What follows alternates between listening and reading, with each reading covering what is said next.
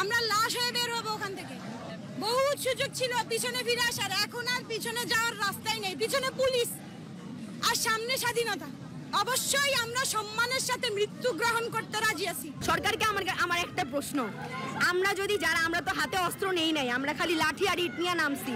আপনারা tear shell, rubber bullet, original bullet, বোমা, যে যা পারছেন রাইফেল নিয়ে নামছেন। আমাদের হাতে যদি অস্ত্র ওঠে আপনারা কি বাঁচবেন? একটা 4 কোটি রাজাকারের হাতে যদি অস্ত্র ওঠে আপনারা কি থাকতে পারবেন? আপনারা মাঠে আসতে পারবেন?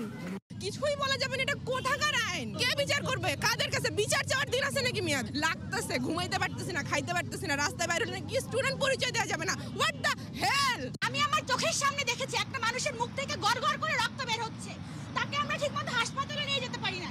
আমি আমার হাত দিয়ে বুলেট বের করেছিলাম। বুলেট, এটা আমার স্বাধীন দেশ। আমার স্বাধীনতা কোথায়? একটা সাধারণ আন্দোলন যেখানে আমরা শুধু মত প্রকাশ করতে চেয়েছিলাম, একটা সাধারণ, একটা নিরস্ত্র আন্দোলনকে রণক্ষেত্রে পরিণত করেছিলেন। এত মানুষ মারা গেছে। একটা 4 বছরের বাচ্চা, সে তার বাসায় স্বাধীন না। একটা 4 বছরের বাচ্চা যদি বাসায় নিরাপদ না থাকে, তাহলে আপনি এই দেশে কেন আছেন? কিসের স্বাধীনতা আপনি আমাদের দিয়েছেন? আমাদের গণতন্ত্র কোথায়?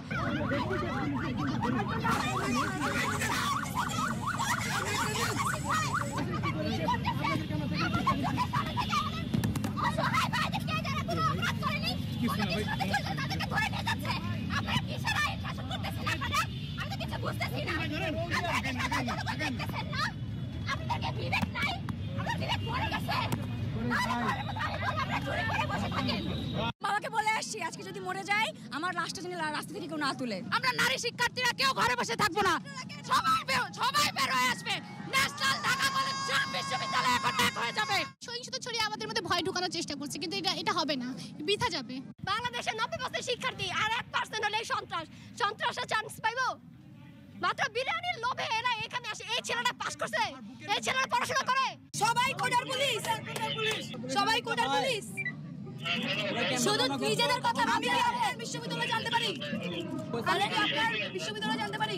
আমাদের বড় ভাই কি বাবা, আপনার বিশ্ববিদ্যালয় আমাদের বিশ্ববিদ্যালয় ঢাকা বিশ্ববিদ্যালয়ে পড়তেন আপনি?